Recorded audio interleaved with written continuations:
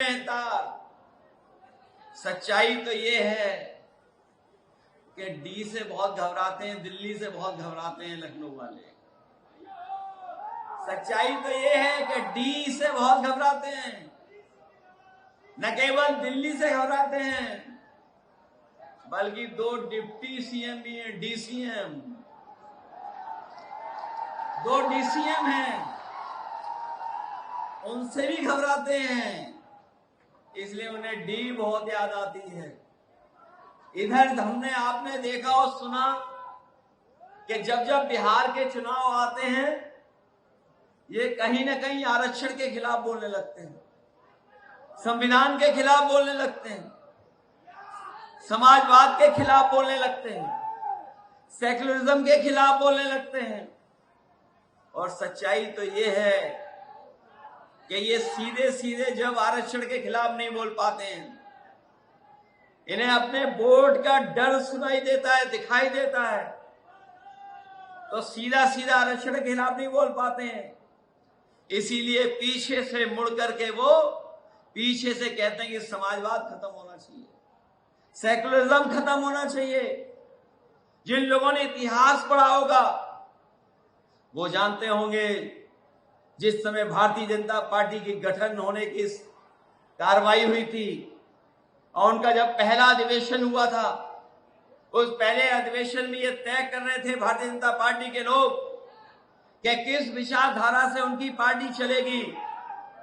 एक विचारधारा तो वो विचारधारा थी जो वो चाहती थी कि अपनी पुरानी विचारधारा पर उनकी पार्टी चले, लेकिन उसमें ऐसे भी लोग थे जो जानते थे कि भारत के लोग कभी भी उस रास्ते को अपना रास्ता नहीं बनाएंगे। इसीलिए उस अधिवेशन में इन्होंने जो फैसला लिया था वो लिया था कि भारतीय जनता पार्टी का जो रास्ता होगा वो समाजवादी रास्ता होगा, वो सेकुलर रास्ता होगा। लेकिन आज वो भूल गए, क्योंकि उनके पहले अधिवेशन का जो प्रस्ताव था वो प्रस्ताव यही था कि वो समाजवादी रास्ता और सेकुलर रास्ता अपनाने का काम करेंगे।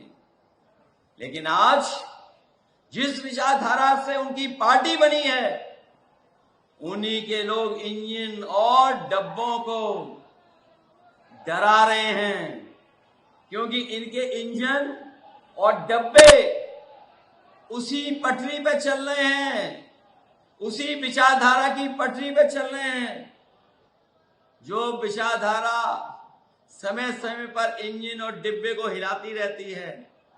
याद रखना, ये इंजन इस बार नहीं टकरा रहे, डब्बे नहीं टकरा रहे हैं।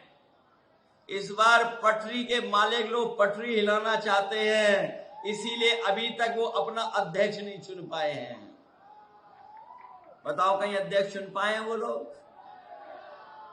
इसीलिए ध्यान हटाने के लिए कि देश में बहस छिड़ जाए, क्योंकि इधर जाति जनगणना को लेकर के लोग जागरूक हो गए और इतने जागरूक हो गए कि वो जानते हैं कि जाति जनगणना हो जाएगी तो हमें अधिकार मिलना शुरू हो जाएगा। इसीलिए समाजवादी पार्टी ने संकल्प लिया है कि जो सपना बाबा साहब भीमराव अम्बेडकर जी ने देखा, जो सपना डॉक्टर राम मनोहर लोहिया ने देखा, जिस रास्ते पर नेताजी और हमारे आपके तमाम समाजवादी नेता चले कि सामाजिक न्याय का रास्ता हो, सामाजिक न्याय से हमें बदलाव होना है। इसलिए आज के दिन जब हम लोग आजमगढ़ में इस स्थान पर इकट्ठे हुए हैं, एक नई शुरुआत कर रहे हैं, तो हम संकल्प लेकर के जाएं कि आने वाले समय में हम लोग समाजवादी लोग मिल करके सामाजिक न्याय की स्थापना कर करके अपने पीढ़ी के परिवार के लोगों को सम्मान और हक दिलाने का काम करेंगे। ये पीढ़ी सामाजिक न्याय के राज की स्थापना का संकल्प ही हमारे पीढ़ी परिवार से को सम्मान दिलाने का काम करेगा। ये पीढ़ी वही है जो कभी बाबा साहब भीमराव अम्बेडकर जी ने संविधान के तहत हक और सम्मान दिलाया जिनको। ये पीढ़ी वही है जिसको हम और आप लोग बहुजन समाज कह करके बुलाते थे।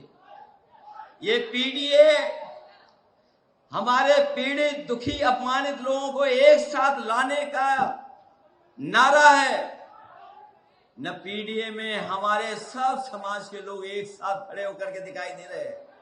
इसलिए हम आज कहना चाहते हैं कि हमारे साथी बहुत सारे सुझाव दे रहे थे कि ये जो स्थान बना है, घर है, पार्टी कार्यालय है, इसका नाम क्या हो। बहुत सारे सुझाव आए हैं, लेकिन मैं सोचता हूं, मुझे जो समझ में आ रहा है, शायद हमें इस जगह का नाम और इस कार्यालय का नाम पीडीए भवन कर करके रखना चाहिए। ये पीडीए भवन के नाम से जाना जाएगा, क्योंकि पीडीए एकता ही हमें सत्ता दिलाएगी। पीडीए एकता ही हमारे सामाजिक न्याय के राज की स्थापना का रास्ता खोलेगी। जो लोग आज घबराए हुए हैं, उनकी सोचो भाषा क्या हो गई है, उनका व्यवहार बदल गया, उनकी बोली बदल गई। और मैं इस मौके पर आपसे कहना चाहता हूं, सावधान रहना। ये समाज में इनके लोग ऐसे बैठे हुए हैं जो समय समय पर हमें और आपको अपमानित करते हैं। अभी हाल ही में जो हुआ, वो हम और आप लोग कभी सोच नहीं सकते, कल्पना नहीं कर सकते हैं। जो लोग विकसित भारत का सपना दिखाते हो, जो लोग ये कहते हो कि दुनिया में हम विश्व गुरु बन जाएंगे, जो लोग हमें आपको झूठे आंकड़े दिखा करके ये कहते हैं कि हमारी अर्थव्यवस्था दुनिया में तीसरे नंबर पे पहुंच गई है, तो सोचो उनके लोग हमारे आपके पीडीए परिवार के लोग के साथ कैसा व्यवहार कर रहे हैं। शायद ये व्यवहार आज के समय पर कोई स्वीकार नहीं कर सकता है। और सच्चाई तो ये है कि कथा के कार्यक्रम में दो गरीब लोग एक दूसरे के बीच में आए थे, क्योंकि गरीब परिवार अगर कथा कराना चाहता है तो आजकल के बड़े बड़े कथावाचक लोग हैं, वो तो उनका बजट भी बहुत बड़ा होता है, कोई स्वीकार नहीं कर सकता है। न जाने कितना बजट होता है उनका, इसलिए वो गरीब परिवार एक गरीब कथावाचक को बुला रहे थे। लेकिन उनके साथ व्यवहार क्या हुआ है, और ये ऐसा व्यवहार हुआ है जो हम लोग कभी भूल नहीं सकते। इसीलिए समय समय पर हम लोग जगाते हैं आप लोगों को और समझाते हैं कि ये भारतीय जनता पार्टी के लोग संविधान से नहीं चलना चाहते हैं, इनका रास्ता कोई और है। वो रास्ता है जो कभी कोई एक मनु महाराज आए थे जिन्होंने गड़बड़ किया था, उसी रास्ते पे चलना चाहते हैं। लेकिन पीडीए के लोग, सामाजिक न्याय की स्थापना करने वाले लोग, कभी इनका स्वीकार नहीं कर सकते हैं, वो रास्ता कभी स्वीकार नहीं करेंगे। इसलिए हम आपसे कहना चाहते हैं कि ये जिला और आसपास के जितने जिले हैं, समाजवादी आंदोलन से जुड़े हुए लोग हैं, वहां के लोग समाजवादी आंदोलन के साथ खड़े दिखाई देते हैं। अगर आजमगढ़ ने 10 में से 10 विधानसभा जिताई, तो गाजीपुर में भी हम लोग 10 में 10 सीट, वो 5 की 5 सीटें जीते। बगल के अंबेडकर नगर में भी हम लोग 5 की 5 सीटें जीते। और जब लोकसभा का चुनाव आया, जो आंदोलन तैयार हुआ, जो समीकरण बना, जो इंडिया गठबंधन का कार्यक्रम शुरू हुआ, इंडिया गठबंधन जुड़ा और पीडीए की आवाज उसमें जुड़ गई, तो सोचिए कितनी सीटें हम लोग जीते हैं। अभी तक की सबसे ज्यादा लोकसभा की सीटें समाजवादी पार्टी हम लोग मिलकर के जीत गए। ये इंडिया गठबंधन की ताकत, पीडीए की रणनीति ने मिलकर के हमें उत्तर प्रदेश में दोनों दलों को नंबर 1 पर पहुंचा दिया। नंबर 1 पर पहुंच गए हम लोग। और इतिहास ये भी बताता है कि जो लोकसभा जीतता है वही विधानसभा जीतता है। जो लोकसभा में रिकॉर्ड बनाता है वो विधानसभा में भी रिकॉर्ड बनाता है। अभी तो हम लोग सबसे ज्यादा लोकसभा जीते हैं।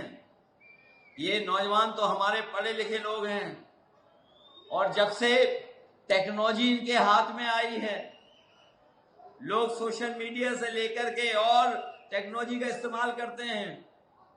जो नए लोग हैं वो चला लेते हैं, एआई से भी जानकारी हासिल कर लेते हैं।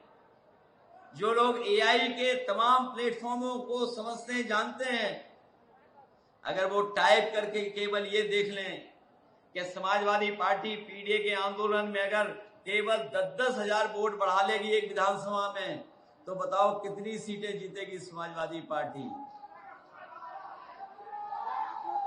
जो लोग एआई चला लेते हैं, जो प्लेटफॉर्म से जानकारी हासिल कर लेते हैं, जो सोशल मीडिया इंटरनेट से चलता है, जिसमें बीजेपी के लोग बहुत हावी रहते हैं, लेकिन उसके बावजूद भी वो टेक्नोलॉजी झूठ नहीं बोल रही है, क्योंकि हमारे जागरूक लोग भी समझते हैं अगर टाइप कर करके पूछ लें तो वो अपने आप आंसर आ जाएगा कि कितनी सीटें हम लोग जीतने जा रहे हैं। मैं इतना कह सकता हूं कि इस सामाजिक न्याय के राज की स्थापना की लड़ाई में उत्तर प्रदेश का रिकॉर्ड बनाने जा रही है समाजवादी पार्टी, रिकॉर्ड बनाने जा रही है। और इसलिए रिकॉर्ड बनाने जा रही है, इनके सब इंजनों को टकराने की आदत हो गई है। और जो मुख्यमंत्री है वो ओसीएम है, आउटगोइंग सीएम है। जो मुख्यमंत्री हैं वो ओसीएम है और उनके संग 2 डीसीएम भी हैं। और जैसे जैसे वक्त गुजर रहा है, बताओ इनके यहाँ क्या क्या हो रहा है।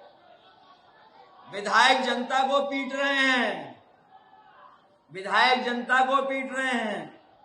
और जनता के कुछ लोग मिलकर के उनके एमएलसी को कमरे में बंद करके कूट रहे हैं।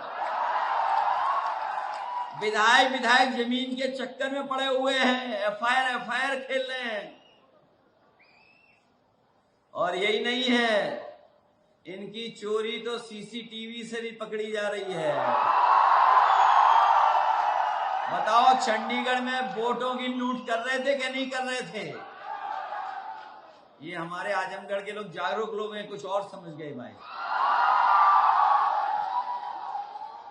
बताओ चंडीगढ़ में लूट हो रही थी वोट की, पकड़ी गई कि नहीं पकड़ी गई?